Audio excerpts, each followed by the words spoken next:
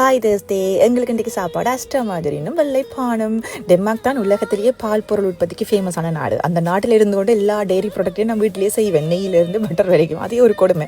அதை தாண்டி இந்த அஷ்டமாதிரினா நாட்டிலிருந்து அவனை தடை பண்ணி வச்சுக்கிறது நான் இந்த நாட்டுக்குள்ளே எடுப்பேன். இங்கெல்லாம் தடை பண்ணி வச்சுக்கிறாங்க. ஏறக்கட்டு நான் இங்கே குடி வந்ததுக்கு இதெல்லாம் தடை பண்ணி நான் தெரியும். அஷ்டமாதிரின் தடை, ஆங்கர் மாத்தடை, மைலோ தடை. பட் நாங்கள் இல்லீகலாக ரக்கிடுவோம். அதில் எங்களுக்கு ஒரு பெருமை வேறு.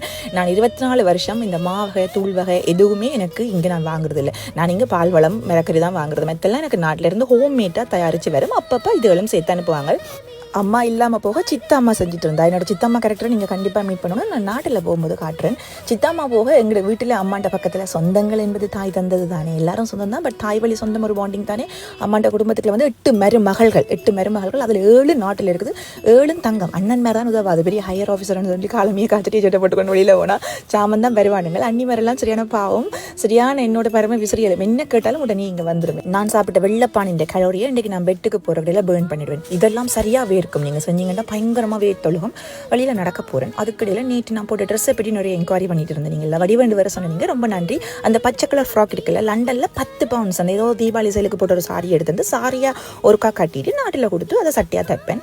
அந்த பிளாக் ஒன் வந்து துபாயில் 2009ஆம் ஆண்டு மீனா பசாரில் வாங்கின ஒரு பட்டு சாரி. அதை வெட்டி சட்டியாக தைச்சது. அந்த சாரியாக கட்டின படத்தை காணியில் தேடினேன் நான் காட்டுவேன்னு சொல்லி. பாய்.